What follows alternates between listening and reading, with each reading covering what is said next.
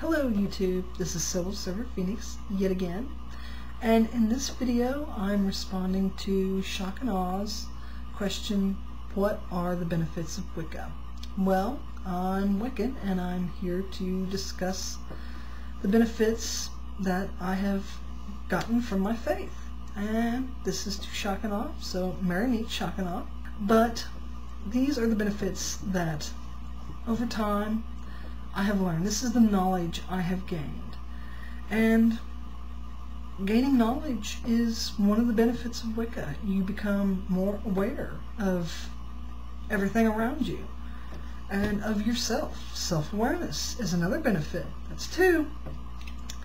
The interconnectedness. Like I said, we're all connected. We're all connected physically, spiritually, and if you want to take it to the next level, we're all connected mentally. The acceptance of responsibility. The and it harm none, do as thou will, our golden rule. This calls for the acceptance of responsibility. Stop and think about what it is you are about to do, what action you are about to take, what choice you're about to make. How's it going to affect everyone around you? Not just yourself, not just the immediate circle of friends and family, but the ripple effect. A prime example would actually be your God, Jesus. Well, I don't see him as a God. He's just the man. But hey, he had quite the ripple effect. I mean, we're still talking about the man 2,000 years. So he had a substantial ripple effect. That's a big amount of responsibility. Let's see, the understanding of what the divine is. What is the divine? What is its nature? You think you know because your book tells you. I understand the divine because I can see it manifest itself, not just in me, and not just in those around me, but in nature, in life itself. I see God's face, so to speak, in the moon, and in the warmth of the sun I feel the love of the divine. Does that make me evil? Am I possessed by a demon because I feel the love of the divine? No. Having purpose to life. Get that sense, that goal. You set goals to turn your life to a positive manner. Let's see, I want to go and become a paleontologist. I also want to help build green efficient homes. Hell, I have a blueprint for making green roofs on the A-frame roofs. Self-discipline. Self-discipline. This would also key into the having a purpose in life. If you don't have self-discipline, you're not going to do much of anything. And I've had to kick myself for not having much self-discipline at times. But hey, we're all human. Nobody is perfect, and I mean nobody. Doing the right thing because it is the right thing to do. I don't do the right thing because I'm afraid of hellfire and brimstone. I don't do it because I'm scared. I do it because it is the right thing to do. If you see a homeless man on the street and you have a sandwich in your hand and you're not really hungry and he's looking pretty starving and you give him the sandwich, it brings a smile to that homeless man's face. He now has food in his belly. He's thankful. He's thankful. He's grateful. That's something money can't buy. Sharing with others. Compassion. Freedom from fear. I do not fear the dark. We fear the dark because we don't know what's in the dark. We don't understand. We don't know. We fear the uncertain. Because think about it. Darkness, you can't see. You don't know what's there. There's uncertainty. There's possibility.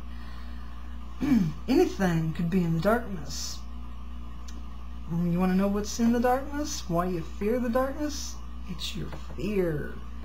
The fears that you come up with. That's why you fear the darkness. This causes fear. And that's just part of human nature, you know. That's part of the evolution of our brain. Living in perfect love and in perfect trust. Perfect love is unconditional love, love with no strings attached. This is supposed to be the love that your God has for us, but your God has a condition. Your God does have a string attached to his love. You have to accept his one and only Son, Jesus Christ. I don't believe the divine has any condition to set up for us to acquire the divine's love. The divine loves us like a parent loves us. I mean, does your mom stop loving you because you do not accept your older brother?